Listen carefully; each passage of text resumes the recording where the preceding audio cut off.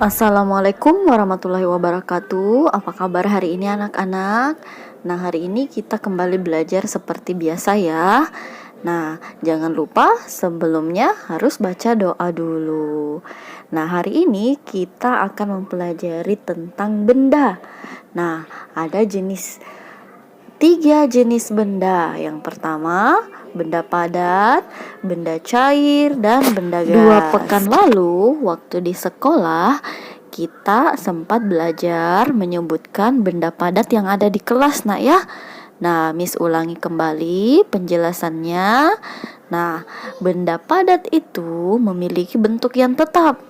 Contohnya meja, kursi, dan batu, dan masih banyak lagi. Ada juga yang disebut dengan benda cair. Nah, ini mengikuti bentuk wadahnya. Contohnya air, kecap, sirup, madu, apalagi anak-anak yang bentuknya cair, sampo, sabun cair, dan masih banyak lagi ya. Nah, ada juga yang disebut benda gas.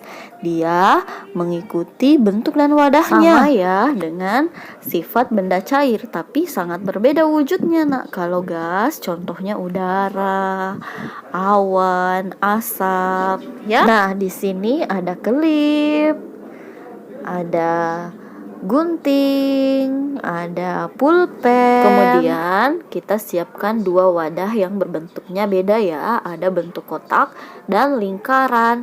Nah, kedua wadah ini akan menentukan apakah benda tersebut berubah wujudnya atau tetap ya. Ketika gunting tadi kita masukkan di wadah yang berbentuk lingkaran, apakah gunting tersebut berubah wujudnya? Tidak. Nah, kalau kita pindahkan di wadah yang berbentuk kotak, apakah berubah wujudnya?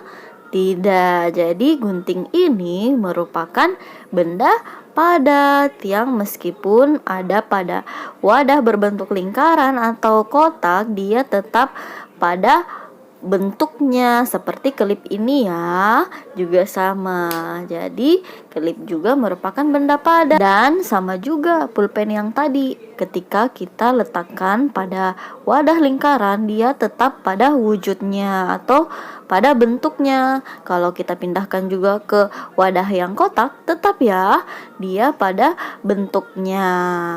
Jadi ketiga benda tersebut, gunting, kelip, pulpen, adalah merupakan benda padat. Nah, misalnya kita siapkan air.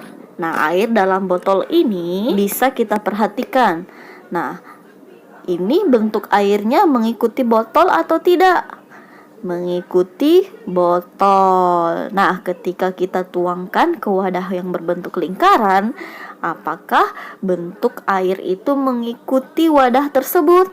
Betul, mengikuti. Jadi bentuk air tersebut mengikuti wadah lingkaran. Nah, ketika kita pindahkan di wadah yang berbentuk kotak, dia juga membentuk kotak. Nah, inilah disebut sifat benda cair. Dia mengikuti wadahnya atau mengikuti tempat di mana dia berada. Jadi bentuknya seperti apa, air akan mengikuti bentuk tersebut. Nah, sedangkan benda gas atau sifat benda gas memiliki atau mengisi seluruh ruangan yang ditempatinya. Benda gas menekan ke segala arah.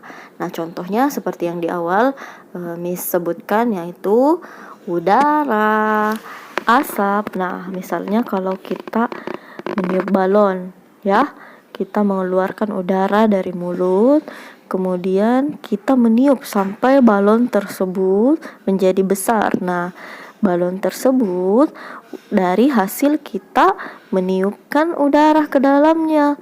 Kita menekan udara ke setiap ruang yang ditempatinya.